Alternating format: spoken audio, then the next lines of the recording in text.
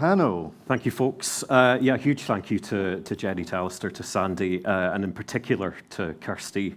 As an independent consultant, I have to be unbiased and completely unbiased, but it's rare on a day that I can't be a little bit biased, because Kirsty and I go way back. She's from Dunfermline as well, another grossly underrepresented part of the world. Is anyone else from Dunfermline here today? Yes! 4, 5! Kirkcaldy. Have we got everyone? We can't win them all. Right, Rich, you're going to give us a bit of background for the next session. Yeah, so the next session is all about the next generation of financial advisors in particular. So a couple of bits, I'm just going to rattle through these as we're a touch behind. So first, this is a chart from our friends at FT Advisor.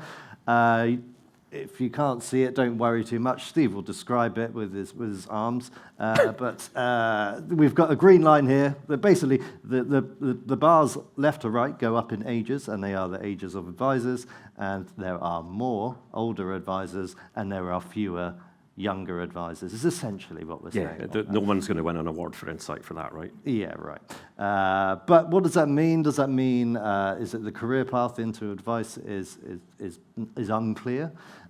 Is it too expensive? Is it just a difficult industry to get into?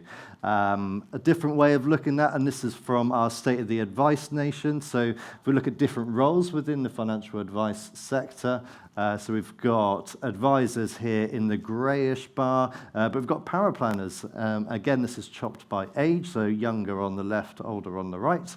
Power planners, lots of younger power planners. Maybe that's a route into the advice sector as we know it today, because as we all know, we probably need some more younger advisors as the next generation.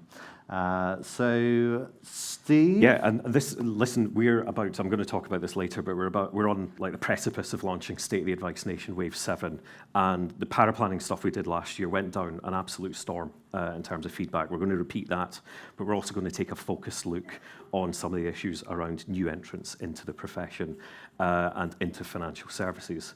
But here to talk about that in detail, and to moderate the next discussion. Now, one of the nice things about being out and about and being in the job I'm in is you get to meet loads of people at events like this, days like this, meetings, and you get introduced to loads of people.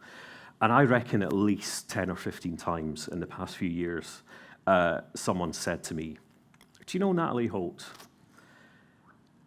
Can Natalie Holt possibly be as nice and as lovely in real life as she comes across within the financial services sector?" I mean, Rich, if you click onto the next slide, look at her. Adorable. Lovely. Absolutely adorable. Now, I've been a colleague of Natalie's for a number of years now, and I can stand here and from the bottom of my heart and say the answer to that is no.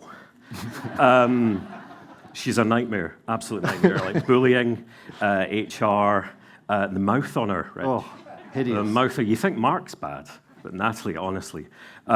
Natalie's unfortunately going to moderate the next session, but I'm sure it's going to go all right. So please put your hands together and welcome the insufferable Natalie Holt. Thank you.